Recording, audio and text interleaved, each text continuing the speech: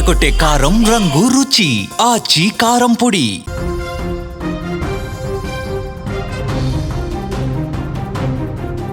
ఏపీలో వేరు చోట్ల జరిగిన 2 రోడ్డు ప్రమాదాలు కలవరపెట్టాయి. ఈ రోడ్డు ప్రమాదాల్లో 2 మృతి చెందగా 12 మందికి తీవ్ర గాయాలయ్యాయి. ప్రకాశం జిల్లా మార్కాపురం నియోజకవర్గ పరిధి కొనకనమిట్ల మండలం చిన్నారికట్ల సమీపంలో రోడ్డు ప్రమాదం సంభవించింది. తెల్లవారుజామున రోడ్డు పక్కన ఆగి ఉన్న మినీ లారీని ప్రైవేట్ ట్రావెల్స్ బస్సు ఢీకొట్టింది. అదే సమయంలో విజయవాడ నుంచి కనిగిరికి వెళుతున్న ఆర్టీసీ బస్సును వాసవి ట్రావెల్స్ బస్సు ఎదురుగా వచ్చి ఢీకొట్టింది. ఈ ఘటనలో ఒకరు స్పాట్లోనే చనిపోయారు. మరో 12 మంది ప్రయాణికులు తీవ్రంగా గాయాల పాలయ్యారు.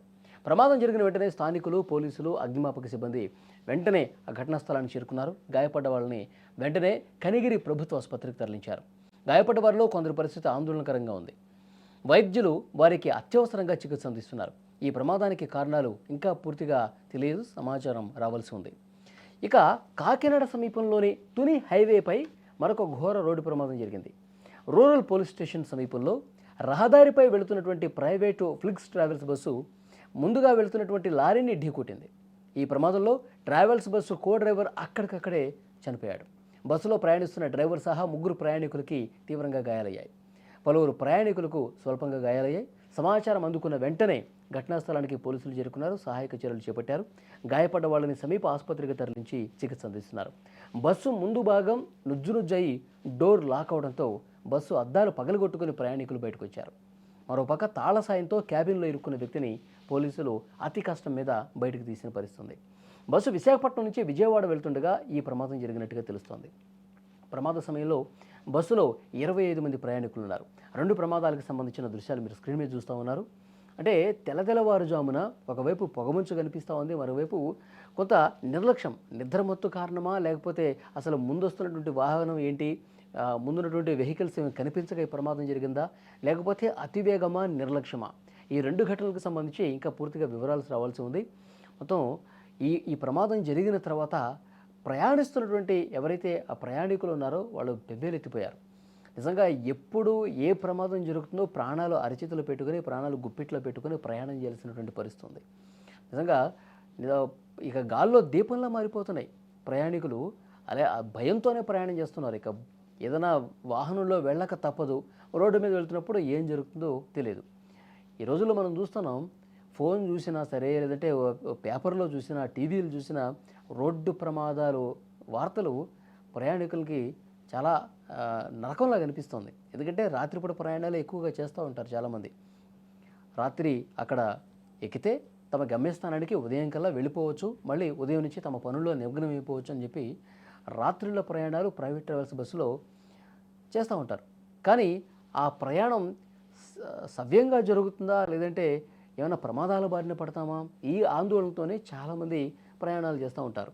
సేఫ్గా మన గమ్యస్థానానికి వెళ్తే ఇక భూమి మీద మనకి నూకలునే అనుకునే పరిస్థితి లేదు. అంటే కనుక ఏ ప్రమాదం జరిగి ఎటు ప్రాణాల మీదకు వస్తుందని చెప్పి ఆ ఆందోళన కనిపిస్తుంది. సరిగ్గా రాత్రుల సమయంలో ప్రయాణం చేసేవాళ్ళు నిద్ర కూడా పోవట్ల. ఈ మధ్యకాలంలో అలాంటి ప్రమాదాలు జరుగుతున్నాయి. మొన్న కర్నూలులో జరిగిన ప్రమాదం మనమందరం కొన్ని రోజుల పాటు మాట్లాడుకున్నాం. బస్సులు పూర్తిగా తగలబడిపోతున్నాయి. మొన్న కూడా ఒక ప్రమాదం జరిగింది. రోడ్డు మీద వెళ్తున్నటువంటి ఆ ప్రైవేట్ ట్రావెల్స్ బస్సు ఆ ముందు చక్రం ఫెయిల్ కావడంతో, పేలిపోవడంతో అవతల వైపు కుడివైపుకి వెళ్ళిపోయి డివైడర్ని ఢీకొట్టుకుని అటువైపు వెళ్ళి ఒక కంటైనర్ లారీని ఢీకొట్టి ఆ డ్రైవరు, క్లీనర్లు కూడా చనిపోయినటువంటి పరిస్థితి. ప్రయాణికులు అక్కడ కూడా అతి కష్టం మీద అద్దాలు పగలగొట్టుకుని బయటకు వచ్చారు, లేదంటే కాలి బూడిదైపోయేవాళ్ళు. సో డెఫినెట్గా ఇలాంటి ప్రమాదాలు జరగటానికి కారణాలు ఏంటనేది కూడా 1-2 సార్లు పరిశీలించాలి. ఒకటి డ్రైవర్లకు అవగాహన కల్పించాలి. ప్రైవేట్ ట్రావెల్స్ బస్సు ఫిట్గా ఉన్నాయో లేదో 1-2 సార్లు చెక్ చేసుకోవాల్సిన అవసరం ఉంది.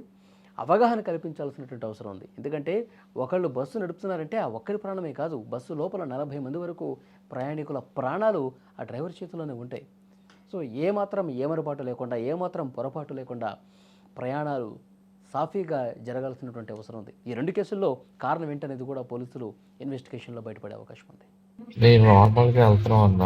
లెఫ్ట్‌కి తీసుకొని ఆపుకునే టైంలో అది కరువులో లారీలు ఉన్నాయన్న వస్తున్నాయి. దానివల్ల బండి స్లోలో ఉన్నా కూడా ఎళ్ళిపోయి అయి రాడ్స్ ఉండటం వల్ల తగిలి అది వల్ల మా పక్కనున్న కో డ్రైవర్ కూడా చనిపోయారు. మీరు డ్రైవరా? నేను డ్రైవింగ్ చేస్తున్నా. ఎక్కడి నుంచి వస్తున్నారు? వైజాగ్ నుంచి మన విజయవాడ ఉందన్న vehicle. Travel flex bus. Bus. Travel బస్సా? అవునన్న, ఫ్లెక్స్ బస్ అన్న. ప్యాసింజర్స్ అందరికి ఎక్కువ డ్యామేజ్ డ్రైవర్ సైడ్ అయిందా? లెఫ్ట్ సైడ్ అన్న, లెఫ్ట్ సైడ్ అయింది డ్యామేజ్. ఎందుకంటే రాడ్స్ అన్ని అట్లా ఉండటం వల్ల ఇది లారీ స్పాట్ లో చనిపోయారా డ్రైవర్? డ్రైవర్ గారి స్పాట్ లో. ఆగిన దానివల్ల ఈ బస్సు చూసుకోకుండా సైడ్కి వచ్చాక ఆ డిస్టెన్స్ మీద బొలోరాని తగిలింది. ఇక్కడికి వచ్చాక ఆర్టీసీ రెండు రేస్ అవుట్ అయ్యి దానివల్ల గుద్దుకొని ఇది ఇటు సైడ్ వచ్చేసి ఫ్రంట్ సీట్లో ఉన్నారు. గాయాలు ముగ్గురితో బ్లడ్ వచ్చే గాయాలు, మిగతా వాళ్ళందరికీ మామూలు కావాలి లేదు ప్రెస్సింగ్.